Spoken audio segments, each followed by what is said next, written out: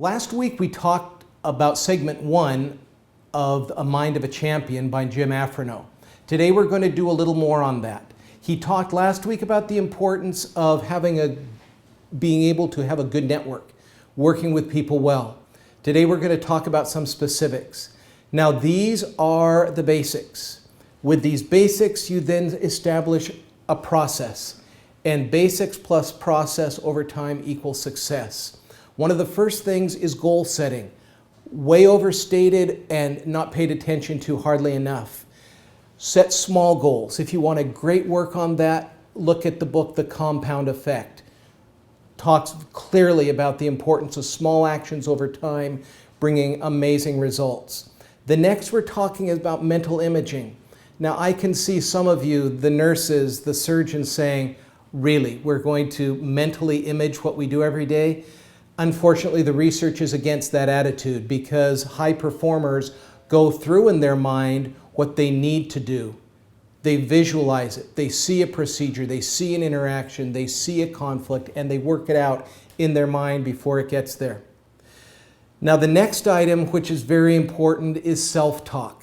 Now, I deal with a lot of very smart people that are pragmatists, and they'll tell me, Carl, if the situation stinks, it stinks. No amount of positivity is going to help it. But I'd like to go to history for a couple of minutes and challenge that. I'd first like to go to Winston Churchill during the bombings of London in World War II. If anyone had a great reason to be very pessimistic, it was him. The city was being bombed. They only had a small air force to beat back Hitler's forces. And yet Hitler was beaten because Churchill rallied the people with very concrete, positive steps toward hope. Another great example from our country's history is Franklin Roosevelt on December 8th, 1941, after Pearl Harbor had been bombed. He gave a moving speech to Congress, which was broadcast to the nation, a seminal speech. We go a couple of decades later on the steps of the Lincoln Memorial with Martin Luther King, overlooking 500,000 people in the mall in Washington stating, "I have a dream," in one of the best speeches ever delivered on American soil. Now you might think that's a little melodramatic when we're really just talking about how to be a better leader, but actually it's the ability to make your self-talk positive enough so that others can follow that. And you need to have that confidence. That's what Afrino talks about in his book.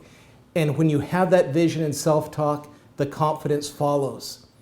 And as we know, sometimes a good self-talk and confidence comes up against some pretty rocky roads.